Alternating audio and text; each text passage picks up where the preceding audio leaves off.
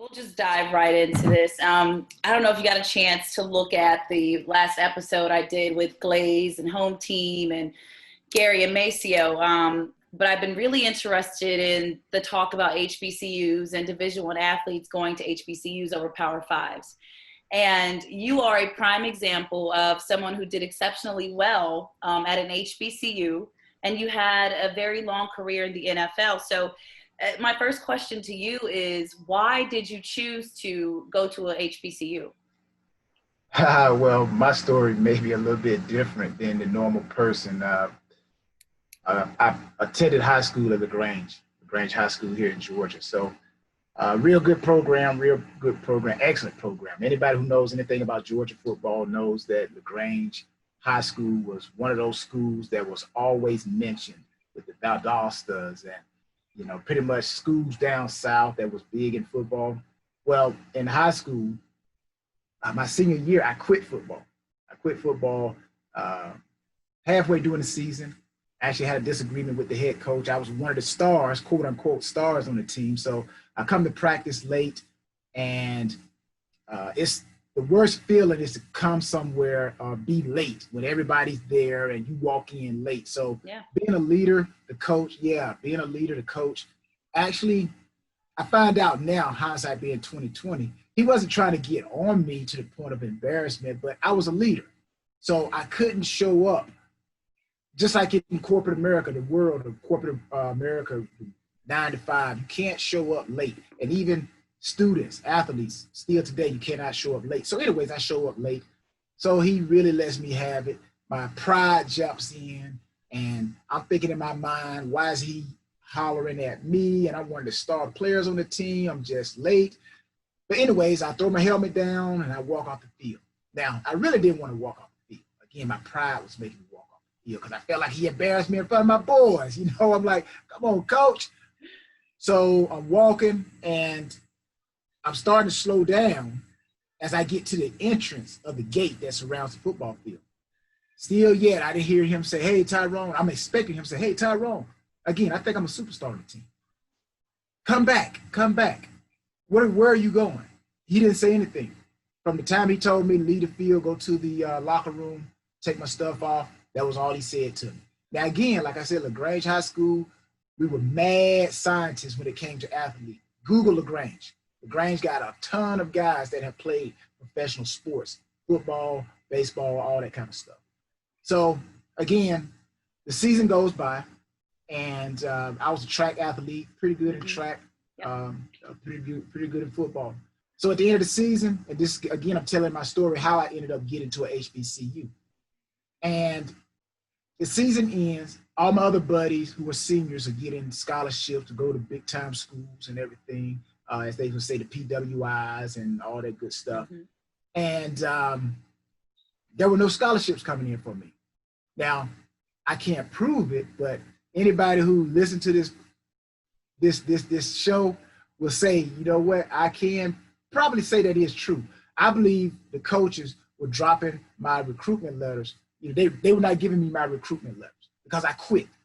So, but anyways, there was an alumnus from Fort Valley State. She was a teacher at LaGrange High School. Her son actually played football for LaGrange High School. So again, just like a good alumnus, you try to recruit for your school. So she asked me, her name was Miss Hurd.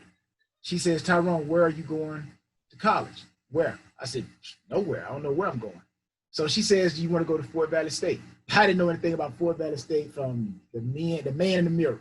All I knew, I heard college, and I heard another opportunity to put that helmet and shoulder pads back on and run track or whatever. I said, let's go. Let's pony up and let's go. So we go down, take the admission test at Fort Valley State, and that's how I ended up at Fort Valley State. But I tell people it could have been very well somebody from Albany State, could have been very well somebody from Clemson, could have been very well somebody from any of these schools. Just so happens she was an alumnus from Fort Valley State. But I found out later on after I got drafted, finishing up my story, that I was being recruited as far out as the Nebraska Cornhuskers. So that's my story of how I got to an HBCU, because I very well could have been one of those talents that actually one of the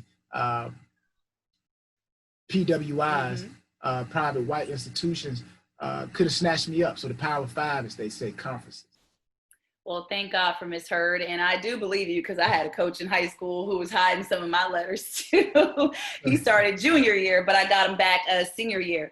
But wow, okay, so that's very interesting. That I did not know. But now you're at an HBCU. This is fast forwarding in time when you're playing. How was your experience there, especially coming out and going into the NFL? Did people underestimate you and your talent because you came from an HBCU? I definitely believe that played a role as far as the level of competition.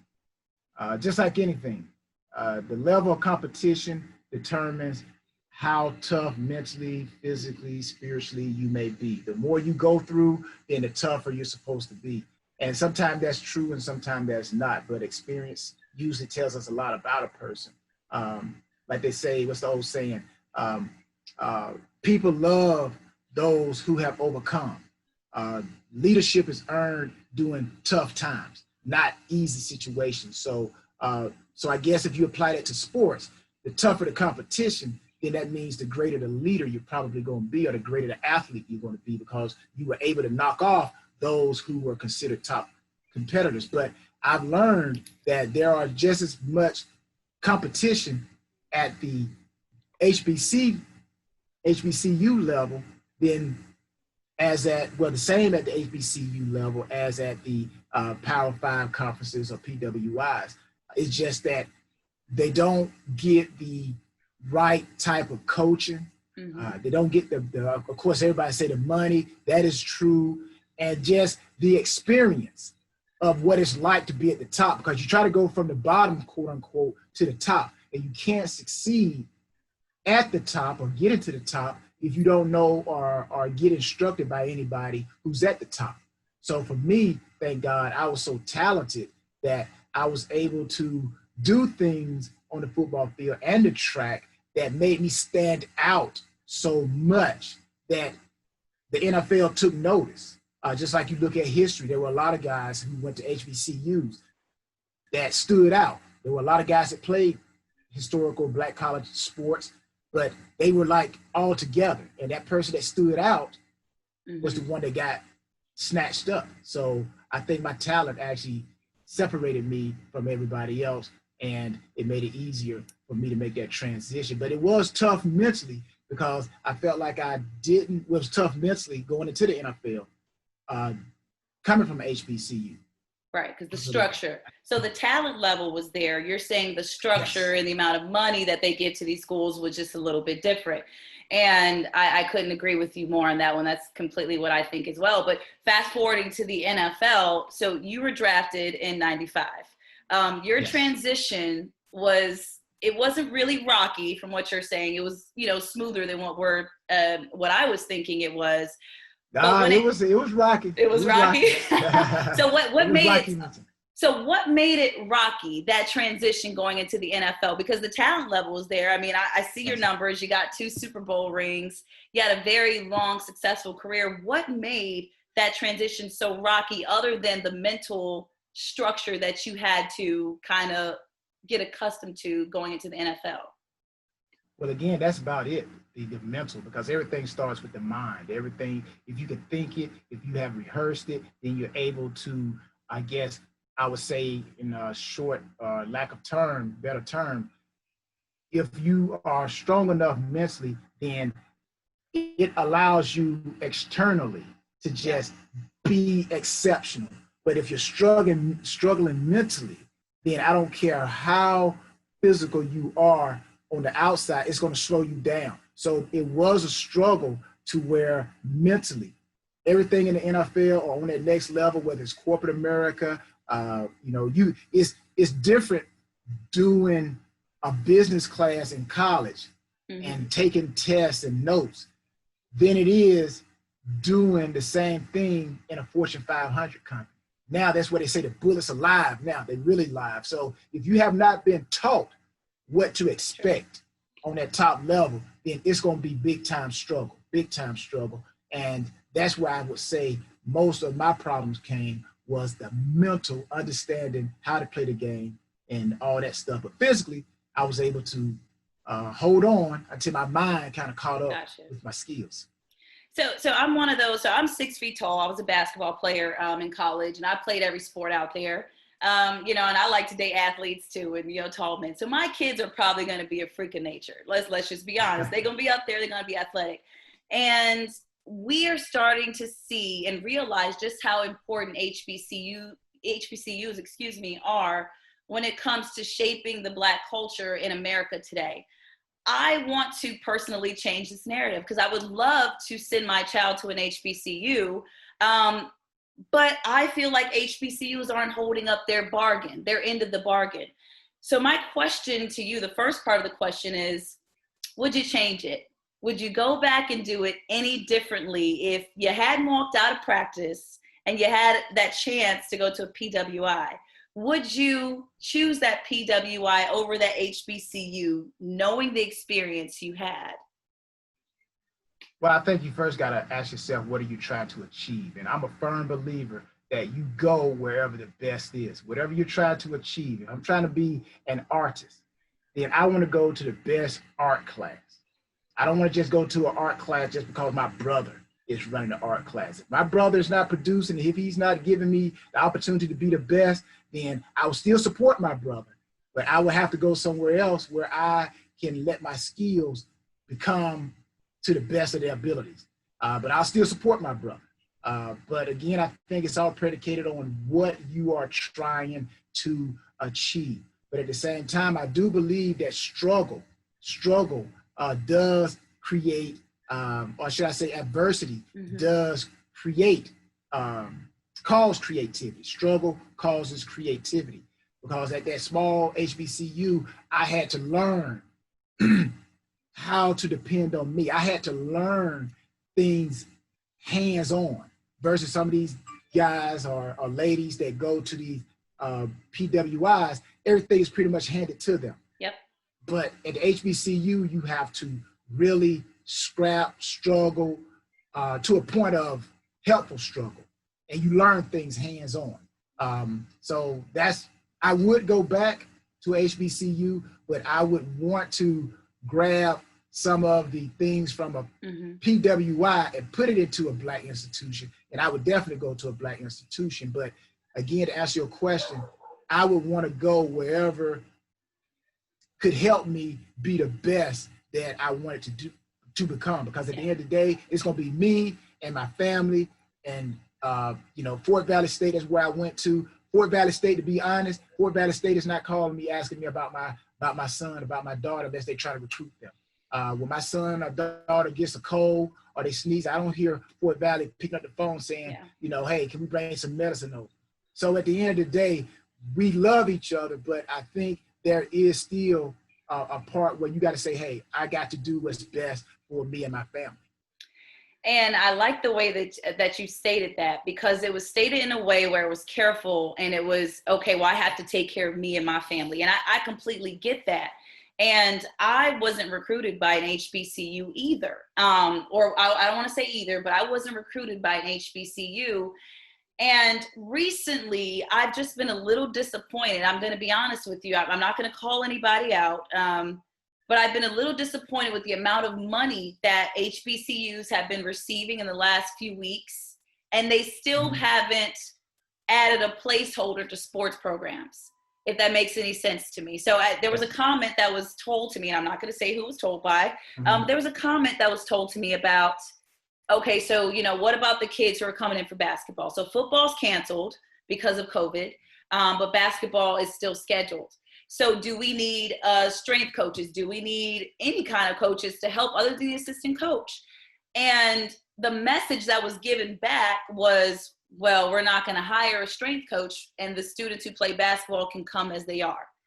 And my thing is, if I'm an athlete that does want to go to a HBCU to learn about the Black culture, but I also want to look out for my family and my future, how do we change this narrative? And that's my question for you, is how can we change this narrative? Because the common thing that I'm getting is that HBCUs aren't holding up their end of the bargain. And I don't want to put any words in your mouth. This is just how I feel. But I feel HBCUs have to put more more something into it to attract more Black athletes to get them to go to their schools. So in your opinion, how do you feel we can change this narrative? Well, I think sometimes we have everything we need.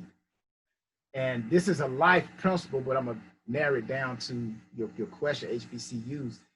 Sometimes we have, well, most of the time we have what we need. We just don't see it correct. Mm-hmm. You know, by me saying that, how I'm applied to HBCUs, there are a lot of prominent people that are doing great things that have come from an HBCU.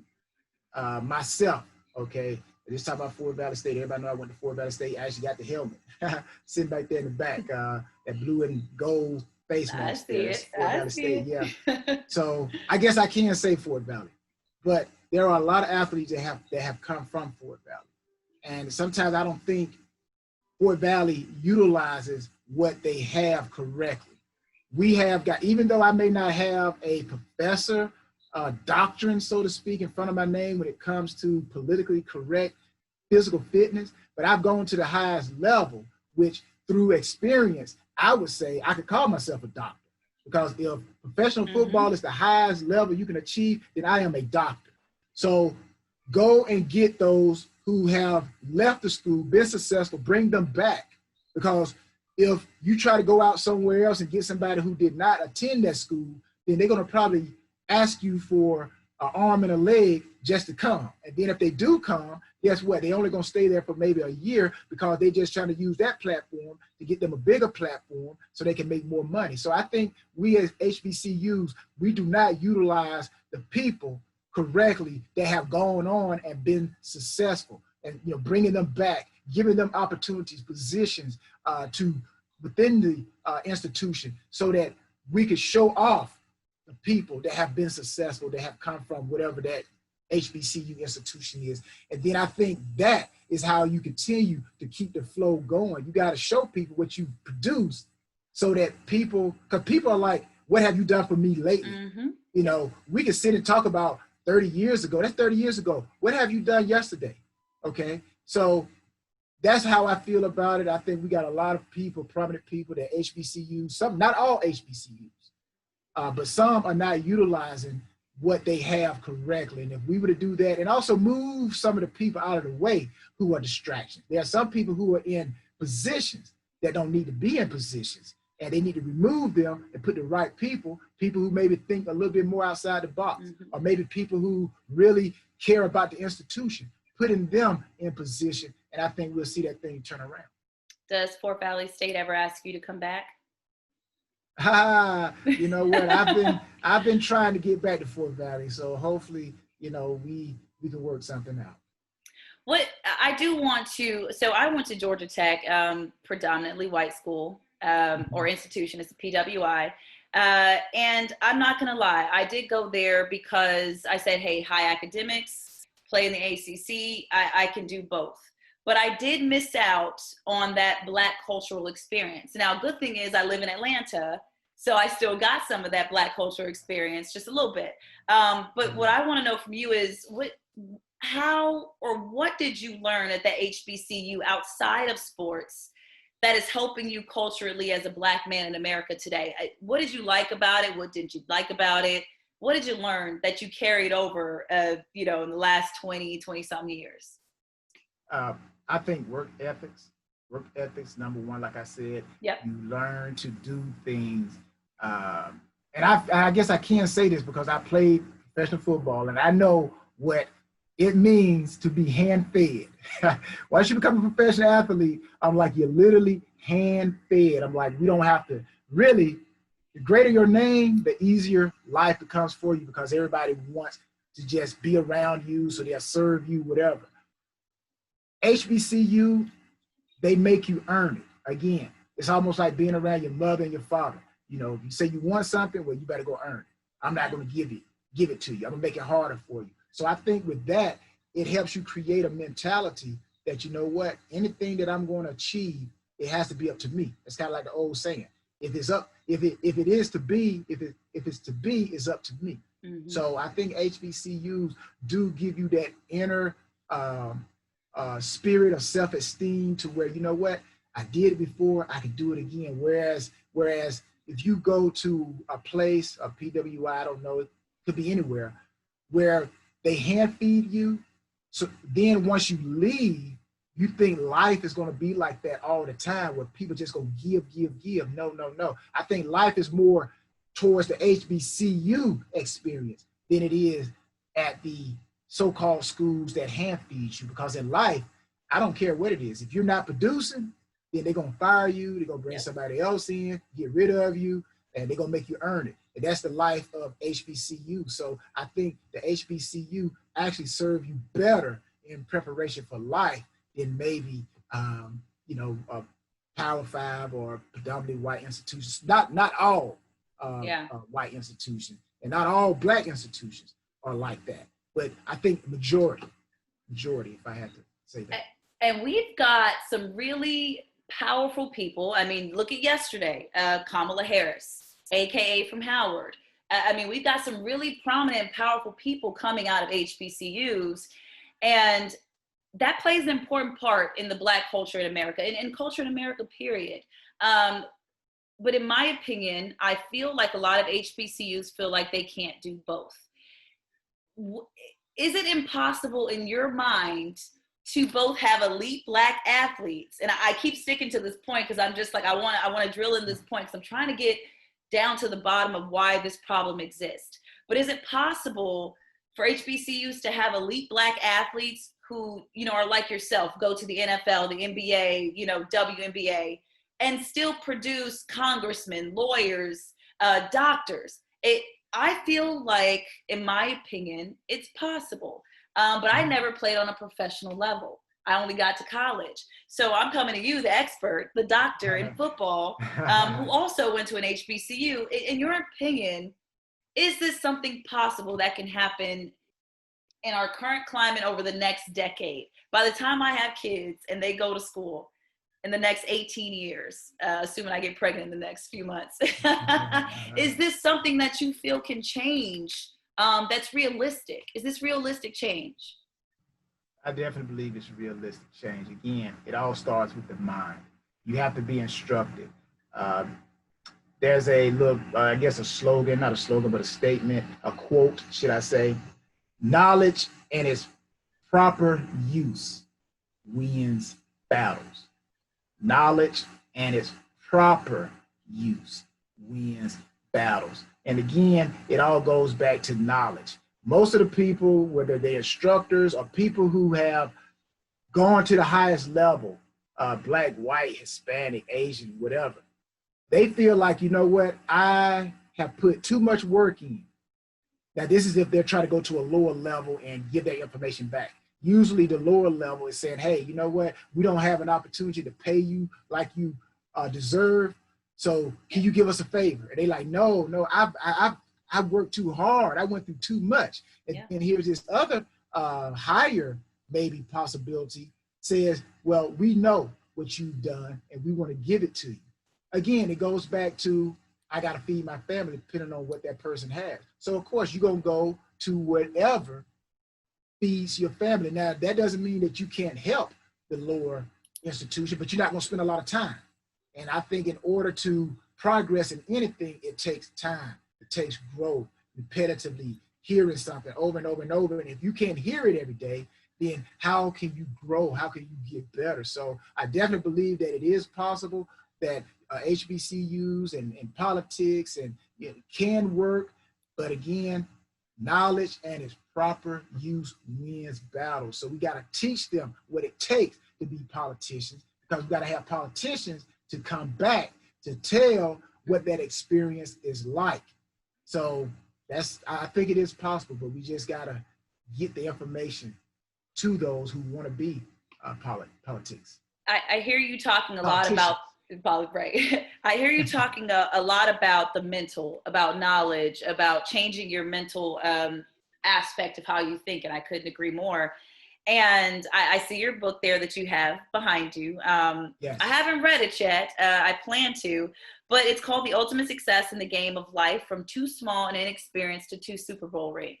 That is clearly about your career from an HBCU to the NFL Can I get the Cliff Notes version of that book? Like, what is that about exactly?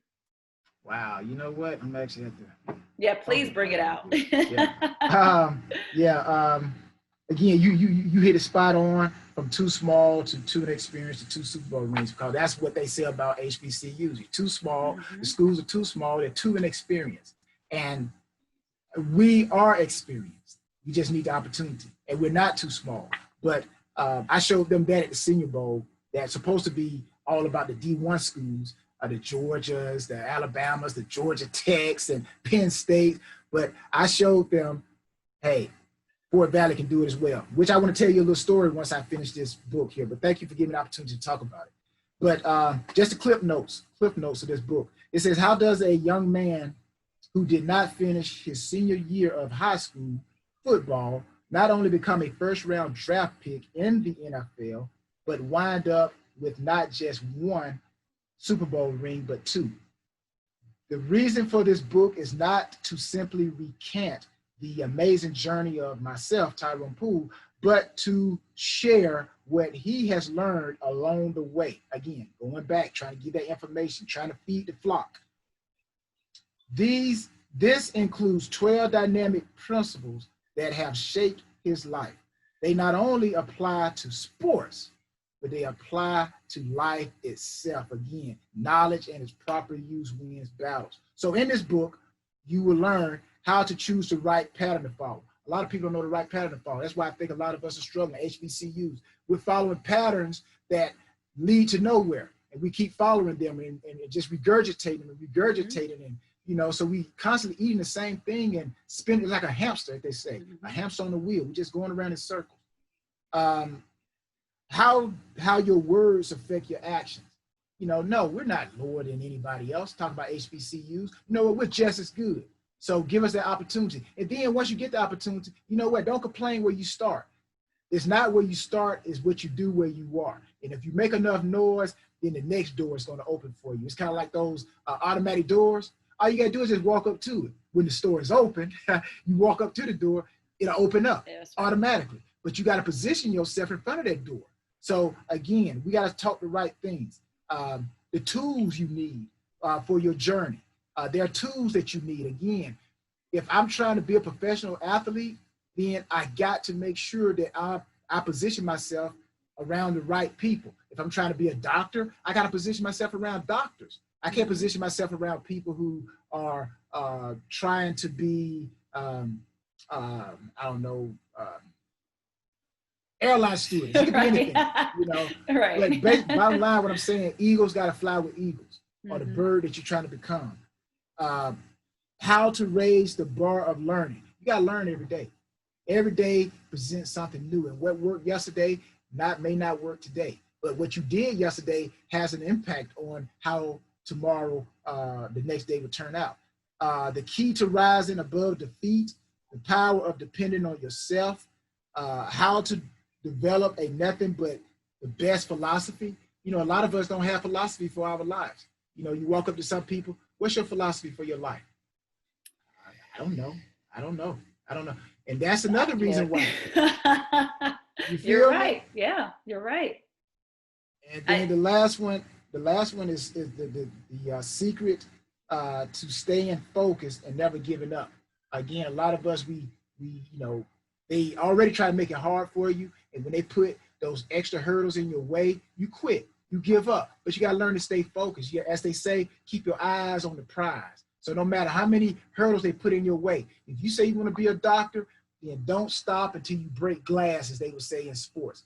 Keep going until you cross that finish line. But a lot of us, we don't know how to stay focused, and we're easily distracted. You know, we get emotionally into something, and then once that emotion wears off, we lose focus. We lose focus, and that's how we trip ourselves up. But you got to learn how to stay focused and never give up. But those are some of the things that you learn in this book, Ultimate Success in the Game of Life. I mean, you hit on so many points. And just the cliff notes. I mean, my goodness, that could have been the whole book expert right there. But, you know, you've had a very successful NFL career. One that, I mean, most NFL players don't even make it to that 5-year mark. Nevertheless, 12, 13 years in the NFL, but what, you were 13, right? 13 years playing? Yeah. And I think that 5 is I'll say something about that if I have opportunity to ask me that. But that 5, I think they just because it used to be. Well, I'm gonna go ahead and say it real quick. Yeah, they please. say 3 to 5. 3 to 5. That I think is a stigma that came from way back in the past attached to running backs. They would say running backs because it's a brutal position. You get hit on all the time. Then the life expectancy of a running back, maybe 3 to 5 years. So I think they just applied that tag to everybody. But I know guys who have played for 20 years. One of my old teammates, Tom Brady, still playing at 43. But the argument they say with that, though, they were like quarterbacks, they could last a little bit longer. They do get hit, but they could last a little bit longer. But that's always, I've never played football, but that's the argument I hear. But I'm sorry, I digress. Yeah. Please continue. Well, no, Rod Woodson. Rod Woodson played defensive back, so he played a long time. He had an injury, still came back and played. So what I'm saying is, I just mentioned Tom because we played together, but there are so many guys, and I do agree with you, the position does require or will determine how long you play. But again, if you condition your body to the environment and you are smart and you can't run over everybody and know when to go out of bounds and when to do the right things, then you can last. You can last as long as your body's able to hold up. And so that was leading into my next question so you played corner, right? You were cornerback. Yes. So you got hit a lot. So my next question to you was, what do you attribute your long career to? Because, you played 13 years at corner. You got 2 Super Bowl rings with Tom Brady. You were fast. You're also the Patriots. With the Patriots. You're right. You're right. With the Patriots, and Tom Brady was the quarterback. And you were also a track athlete, and you set records in track as well at Fort Valley State. So I know you were quick. That's clear to see. But what do you attribute your longevity to? I know you just mentioned knowing when to run out of bounds, but what else was there when it comes to your recovery that made you last so long? Well, I think one of the biggest reasons for my longevity was the fact that I played most of my career, majority of my career, in man-to-man defense. So It's just like you playing basketball. If you're in a man-to-man, yes, it's going to require a little bit more conditioning. But the less you're less likely to run into people when you're at man-to-man because everybody's guarding someone. Gotcha. Versus playing in a zone where you could be, somebody could run into you, or you could chip somebody or give that shoulder or whatever it may be. The chances of you having impact is greater when you play zone versus man-to-man as a corner, because I just had to be able to run with my wide receiver. And most of the times, if it's a running play, the wide receiver is going to run the defensive back off.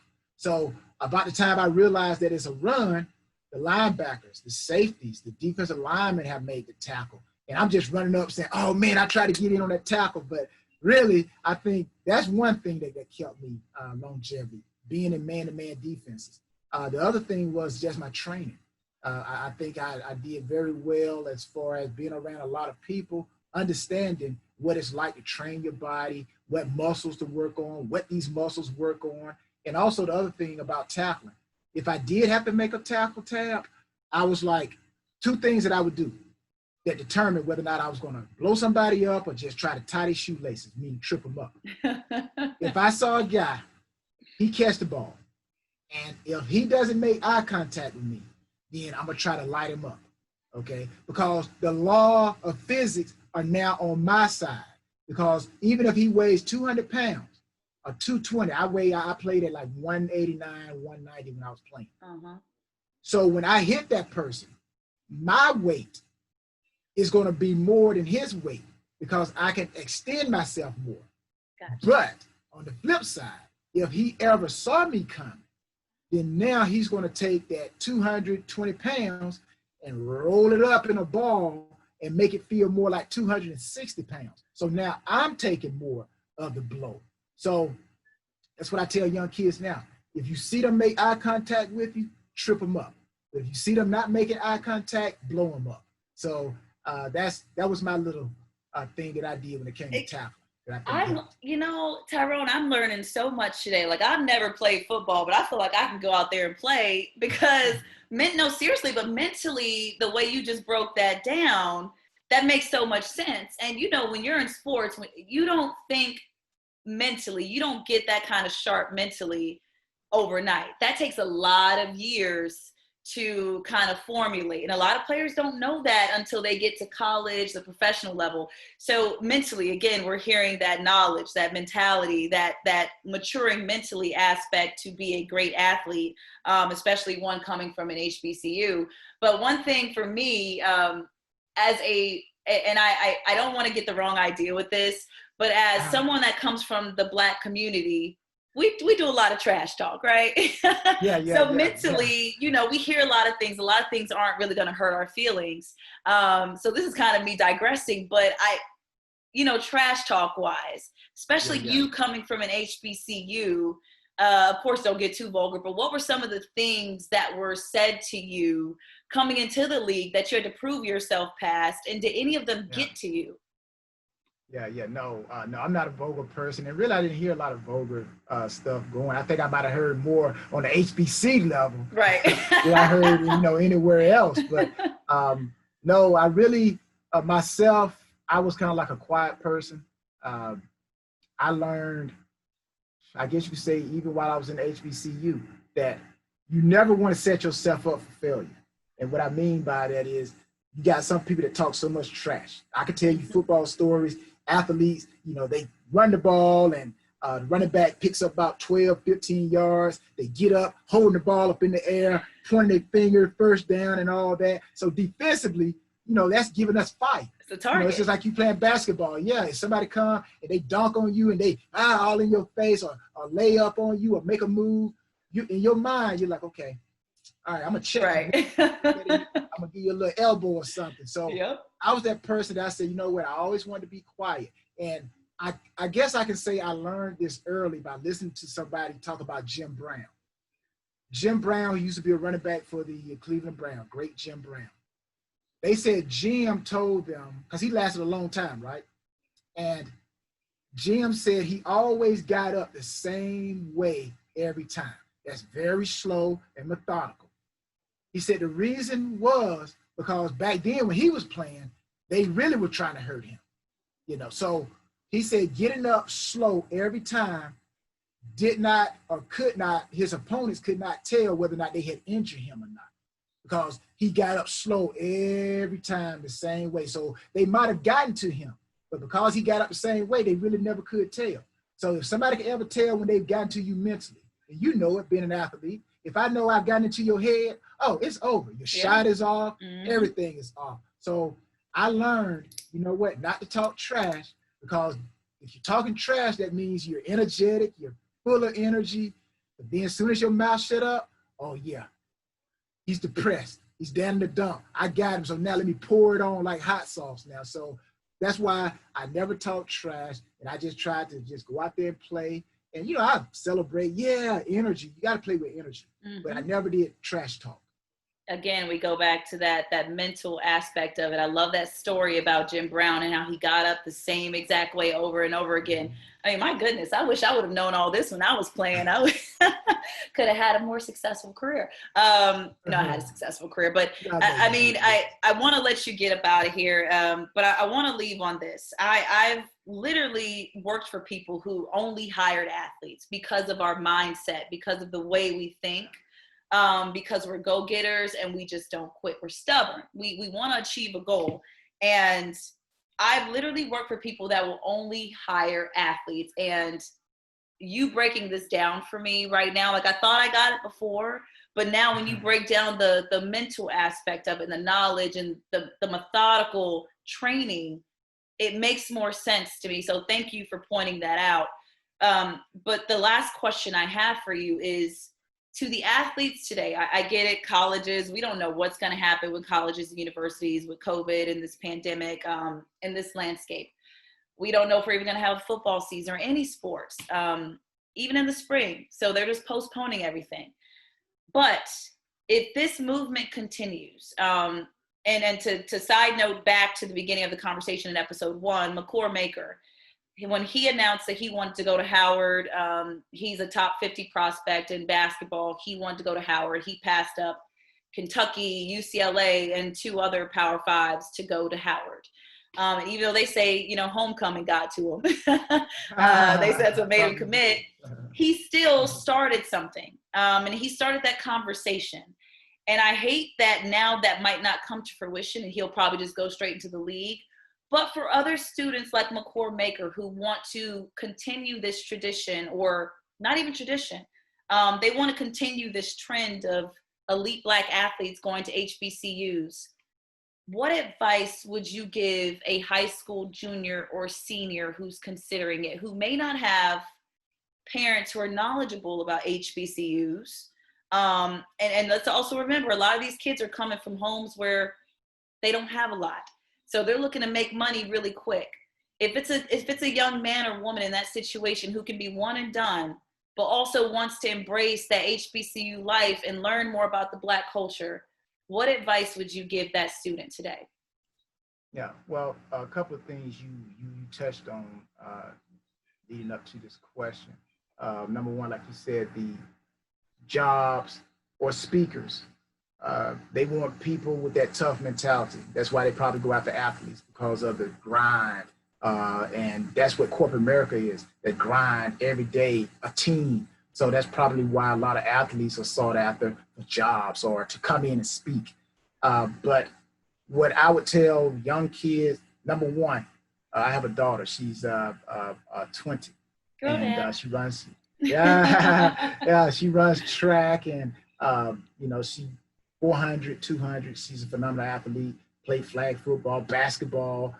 So she was just, she was just a good athlete, great athlete. Yeah, and as a girl or a young lady, you are a great athlete when you're in PE, and the boys, when they come up to select their team, they pick the girl over the boys first. Yeah. So you good. She's a phenomenal athlete, yeah. But I would tell, these young athletes, first and foremost, like I tell my daughter, know who you are. Can you tell me 5 things about who you are? Okay. You're not a football player. That's what you do. Okay. Who are you? I'm athletic. Okay. Who are you? Well, I love God. Who are you? I love family. I'm humorous. I love to make jokes. So these are the things that make you who you are. Now what you have to do is go out and attach those. It's like sending out job applications. Which jobs match up to my abilities? That's why I say I go back to the beginning. You got to go where you have the best opportunity to stretch yourself to be the best. And then you can always come back and help those in need. But we can't help each other if all of us are struggling. I heard a guy say the best communities are mixed communities. Those where there are people who have done great and those who are trying to do great. Because it's those who are trying to do great that see what greatness is. So they say, hey, I want to be like that. So, but we can't be great by everybody being the same. So they say mixed communities do the best. But again, besides knowing who you are, I would just tell them it's not where you go that makes you successful. It's what you do where you are. Now, wherever you go, you got to make sure you dominate, depending on where you're trying to go. Again, in sports, I tell people when they go to HBCUs, you got to dominate. You got to set yourself apart from everybody else. And when I say set yourself apart, I mean, I can use Shannon Sharp. I used to hear stories about Shannon Sharp, who went to Savannah State. And whenever Savannah State played Fort Valley State, when Shannon was there, they said Shannon would have like 5 catches, like 300 yards, about 4 touchdowns. That is domination. Mm-hmm. That's just like playing basketball. Like every time I play against whoever, I'm averaging 35 points. That's domination. 35, 10, and 12.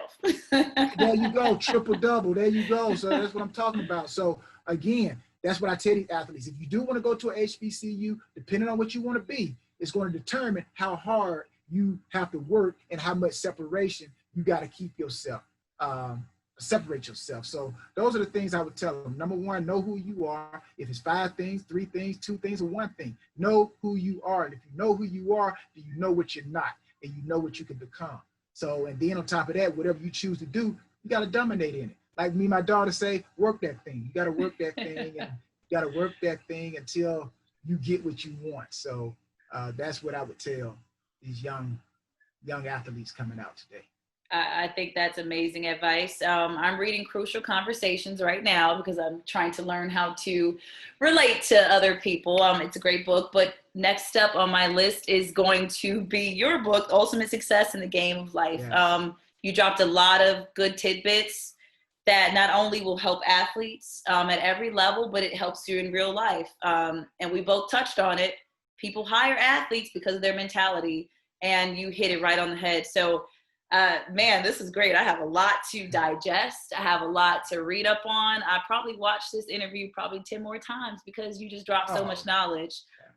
So I thank you again for taking the time out of your day to schedule this with me. I think this will help a lot of people. So thank you, Tyrone, for your time and for your knowledge. I appreciate it. And can I share a little quick little story? You absolutely can. Yeah, Please do. Share a little story. Everybody loves to hear like little stories, right? So you asked me the question about my longevity. I could go on and on. I can go on and on. Go as long as you want. Thank you. But as far as longevity and tackling, okay, back in Fort Valley, HBCU, it was all about tackling. The coaches would get on you if you did not put your helmet in on the tackle. Okay, so I go to the NFL with that mentality, and we're in practice. And at HBCUs, we were taught whether it's practice or the game, we're going to tackle. But once I get to the NFL, now it's not like that. It's like we cannot beat up our own people. These are the people who going to help us win games. That's right. Yeah, so I'm in practice, and, man, I'm just tackling the wide receivers, and they get mad at me and everything. And, the head coach comes over, and the head coach tell the position coach, hey, tell Tyrone to stop tackling his own teammates. So I'm like, hey, this is how I play. This is what I do. So it didn't really sink into what was being told to me until Carlton Bailey. Carlton Bailey was a linebacker that played with the Buffalo Bills. He came to the Carolina Panthers in 95, 96. He was with us. And Carlton kind of took me up under his wing. I'm pretty sure you got somebody, your basketball career that kind of took you up under their wing. Kind of showed you the ropes a little bit, put little nuggets in your head to help you progress and be stronger. So Carlton came to me and he said, young buck. Carlton, I was like his 10th, 11th year. I'm a rookie, right? So he's like, young buck. And it's amazing how I become like 10, 11, 12. Now I'm talking to the young guys like I used to be talked to. Mm-hmm. So Carlton comes over. He said, young buck, come here, let me talk to you. And he said, young fella. He said, young fella, come here and talk to you. So I go over to him. I said, what's up, old head? So he says, the name of the game is longevity. He said, you can't make money in the training room. So at the time, I'm like, man, what you talking about, man? This is how I play, man. This is how I play. I come from Fort Valley State, HBCU. This is how we get down. The name of the game is longevity. Yeah. So whenever we hear athletes say, I made a business decision, again, you can't make money in the training room. And I don't care if it's corporate America, they're going to deduct or they're going to take that bonus away from you if you don't uphold your end on your work. Same thing in sports. If you got injuries, and I learned this by watching a guy who I knew was a great running back, but he got injured on the last year of his contract. And you know what? They tried to lowball him. Mm-hmm. He was still a great athlete, but he just had an injury at the wrong time when it came to negotiations. And they used that against him to pay him less. So that was what Carlton Bailey, was trying to tell me. If you're going to last in this league to make money, basically, they won't give it to you if you find yourself in the training room all the time. So, nobody wants to play or pay for a broken record. Nobody wants to pay for something that's going to always break down. So that's why, I'm like, I got so many stories and little nuggets to share to people. I wish I would have known you 15 years ago. I'm still in the training room. I just had stem cells and PRP done on my knees, so I completely get it. Yes, I've had 6 knee surgeries, so I wish I would have known you 15 years ago because that advice could have definitely helped me in my longevity in my career. But thank you. Thank you again for that nugget, and thank you for this interview. Thank you. And that's all I've got for you. I'll get you back on again because this was awesome. And I do appreciate all the tidbits you spilled for us today. And Anytime, Tab. Thank you. Thank you. Have a great night. All right, Tab, you too. Take care. Bye.